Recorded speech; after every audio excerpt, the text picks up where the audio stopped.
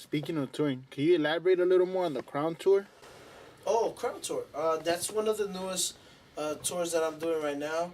Um, the artist is Cavi, Mr. Fab, Cali Raps, Pablo the Cabo, um, a couple other cats. We also have Neighborhood Kenny. He's in that tour. Slum the Resident, Severe the MC, Edwin Kim, um, Mike Bless from the 805, and yeah, we're pretty much that tour is it's more Universal's backing it, so they have a vision where next year they want to throw this big festival, and so right now this is kind of like the first promo run. Like people are seeing these big names, like Cocaine came out for the first show. Executive producer of BT, he came out. So it's pretty much so people could start seeing the idea, and in a year from now it be a festival. And pretty much um, the idea originated from the Do It for Music tour. That was a tour that we threw on ourselves. No budget, all independent. At the time I didn't even have sponsors yet.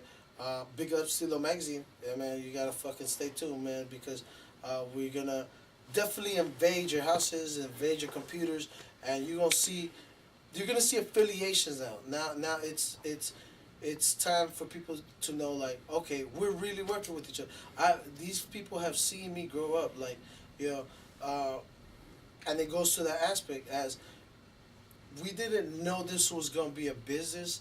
We took it as artists, but now we want to make it for what it is. This is a business, and let's really get our real projections all around the world, because there's people all around the world that tune in.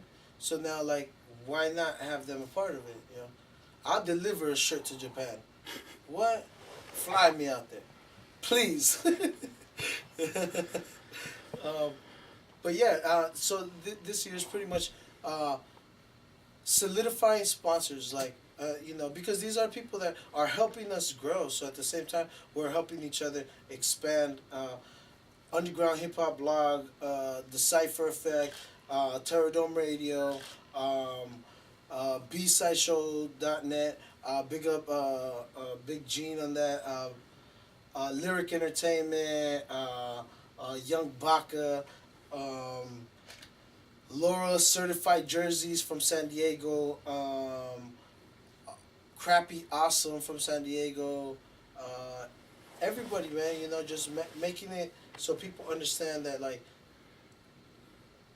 unless, and God forbid, we leave, this shit's gonna continue.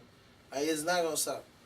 Like, at this point, I don't see why it should, because we have so much progression where we have artists that they've came from New York, they've came from Miami. J57 and Concept came from New York. Uh, Johnny Storm and My Verse, they came from Miami. Benny Dixon came from London. Um, we have artists that are literally, like, coming from all around the world because they see one thing that sets us apart. We don't do pay to play, and that's just because they saw that. That's why they work with us. And these are people all around the world, with already fan bases. So it's like, now let's work. That's kind of like, big ups Jero. Big up all the antics. I threw their tour as well, and then that was kind of like the one that gave me that tour. Like, we did. It was 11 shows that they did, but I threw 5 of them for them. And then pretty much that idea of me putting them in different cities, then I did it for the Do It for Music tour. And for the Do It for Music tour, we just pushed it harder. So what I mean by that, instead of doing 10 shows a month, we did straight up 19. 19. And so we did a total of like 56 shows in like less than 3 months. So literally, if people didn't know who we were, now they're questioning it. oh shit, why is this Do It for Music tour here, here, here, here, and yeah, and that's how that's how I got in contact. One of the people that came on to that tour was Cavi, and he's he has a big track record himself. He sold beats to he's worked with Exhibit, he's worked with Aaliyah, he's worked with CeeLo Green. This fool has numerous plaques, you know. So what he did when I brought him on tour, he pretty much he had a cameraman that was from VH1 behind the scenes, and he was doing all this dope editing on my shows, and it looked like, promo wise, it looked awesome as shit. When you have a professional people that are doing what they got to do, like they're gonna make it look blown the fuck up, and yeah, pretty much he pitched his this idea to his publicist, and the publicist hit me up, and now it's kind of like history. Now we have a couple shows coming up, but yeah, and then we have another tour that I'm gonna do in the beginning of next year, where I'm gonna be reaching out like to a lot more of the veterans, kind of so people understand, like right now we've worked with all the alcoholics, King T, Yuckmouth, Corrupt, Valium 10, Tumex, yeah, Mellow Man Ace. So we're gonna do a tour that's gonna be called the Next Generation, and pretty much we're gonna try to reach out to some of these veterans, and so they could be a part of it, which they deserve to be a part of it, because my respect for everybody that paved the way for us to be here now, because shit, it wasn't like this before. Like now anybody can really be an artist, where back in the days you had to put the footwork. People actually had to see you committed to your craft.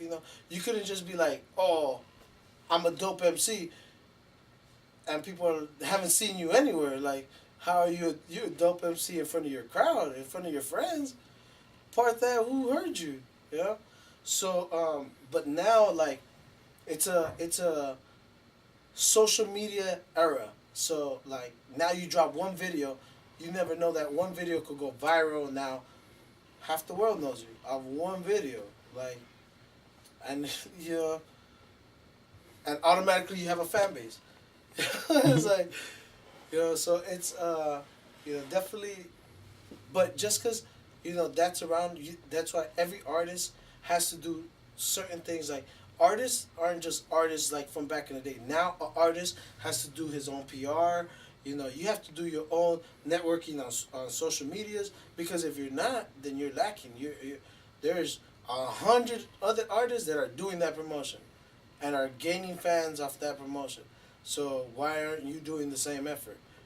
Just like passing flyers, people don't like to take the initiative, but that initiative is PR. People see your face. So if you're involved with the show, now you just gave that person a personal feeling about that show, and it's like, artists nowadays, they're getting comfortable with, oh man, I'm just gonna go to my phone, bam, bam, bam. Oh, I did my promoting. That's cool. Yeah, that's cool, but at the same time, that's not organic. If you meet 20 people in the park and you hit them up, out of those 20 people, you'll probably get 5 people to hit you up that actually go to the show. If you talk to them, But if you just tell them, oh, go to my show, you're just an advertisement. They're gonna see you just like TV. No one listens to that shit. You hate, man. Shout out for Pandora. I hate your fucking commercials. I don't know why you have commercials on. It's your playlist. Why should you have, that? Even on YouTube, you'll see YouTube. You play a video and there's a commercial. Don't be a commercial. Have a personal relationship with all your fans. because these are people that are gonna be supporting you ultimately through your career. You know, whether you're dropping albums or you're on hiatus, these people are still gonna hit you up like, yo, what's up? What's new? When can we see something? And that motivates you too because now you feel okay. Well, I'm not. My value is not what it should be, but I'm still wanted. You know, opposed to if you don't do that networking, now you're just kind of in the boat by yourself. Like, you know. Um, so yeah.